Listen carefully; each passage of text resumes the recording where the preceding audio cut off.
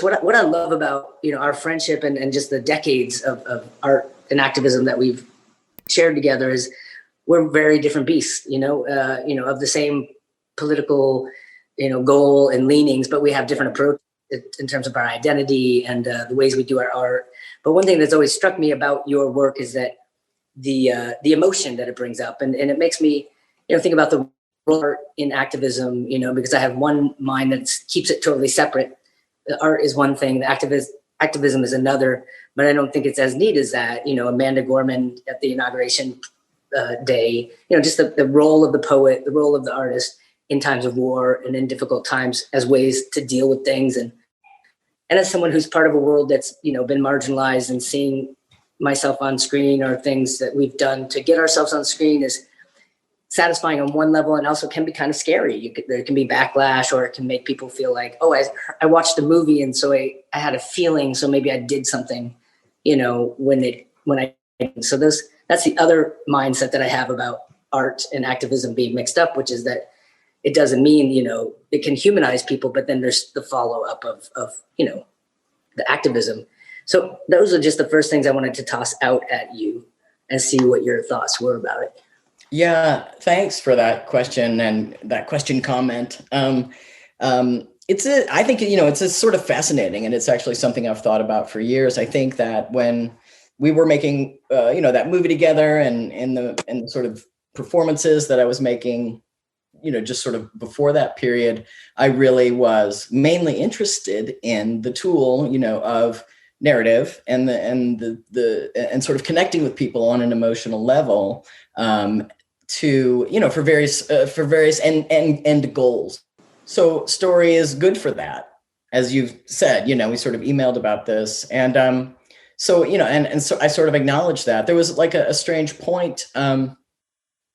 Sometime after we made By Hook or By Crook, remember you went off to film school at UCLA, and I went off to art school at Bard College, and we sort of went in different directions. It was right then, in a way, and it was from that sort of long experience of getting that movie together, and sort of the sort of aftermath of that as well. And I started to have different sort of interests that were in some ways more structural and a lot more abstract in some ways. And I was moving away from story in a general sort of way. So just to pull it all together, though, my work and this, for example, this book I just wrote still uses story and narrative as abstract and philosophical and sort of like weirdly cosmic as my interests have become. They really sort of still use narrative as a tool. And so it is a powerful thing, but, I think that I'm interested in, making space for art to be itself, whatever the artist may be wanting to do right then, and then sort of like a push at it with a different set of parameters, and not necessarily make it have to do the work of activism, because it can't. It's somehow impeded or diluted by these other kinds of pressures that we put on art, poetics and mystery and these other kinds of things we push at it with, and where activism can and should be very often quite direct and quite direct and quite efficient, hopefully. And effective is what I meant to say. Quite effective is what I meant. And, they're different things. So I feel like sometimes they overlap, and sometimes they don't. And I like the idea that we don't push at one to be the other.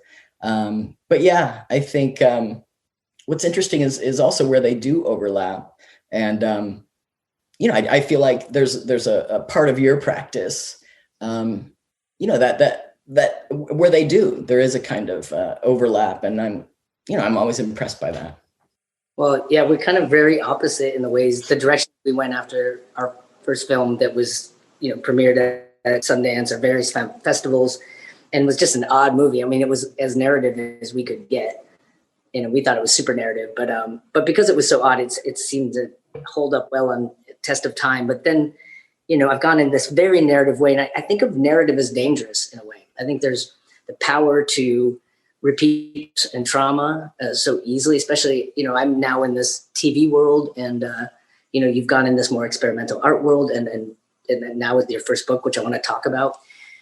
But again, the narrative part of your experimental work is what I've always felt so connected to. And I think that with activism, the humanness can get lost, ironically, that we can have a political correctness, but not an emotional one. And it can be hard to connect, and it can just feel, but I do think it's both. I feel like we're such a society that wants to make things left, right, everything binary. And but we're very polarized right now, and really and sort of going for purity too in some way. And it's perfectionism, which I can't be perfect. I can only live in a world that I can make mistakes, because that's where all the learning but also all the great experiments. Like when I'm on set, I try to fuck up a take. Like if we have it, I'm like, well, let's be bold enough to try something that doesn't work. That's my goal. But so that perfectionism is really hard, and I just live in the gray all the time in my personal life. But just thinking about, I went in this very narrative way, which I find very humanizing at its best, and very repeating of terrible tropes at its worst, where it just is embedding and repeating and filming the same thing. And when I was teaching at California, it was, an LGBTQ at-risk youth shelter, and they were doing this film program with me through Tribeca Film. And they wanted to do this one story about a young queer kid or trans kid that was coming out to their parents, who accepted them because of their religion, not rejected. And I said, that's interesting, because that's not been your experience. And they were like, yeah, we've seen our experience. Like we need the next experience. We need to see, like, they were trying to model for us how to be better parents, so I just think there's that the narrative is dangerous. And for me, I think it's very dangerous in terms of who's at the center and who's controlling that story is either going to be very profound or going to repeat things. And so, we came of age in the middle of the AIDS pandemic. And so not entirely unlike now, it was, this idea of a future was not really available to us. And so we had to really live in the moment differently. We took risks. No one expected anything from us. So we really couldn't fail, so we got to do a lot of bad art, a lot of good art. Hey, if you like that video, you can see the whole thing at our Patreon page.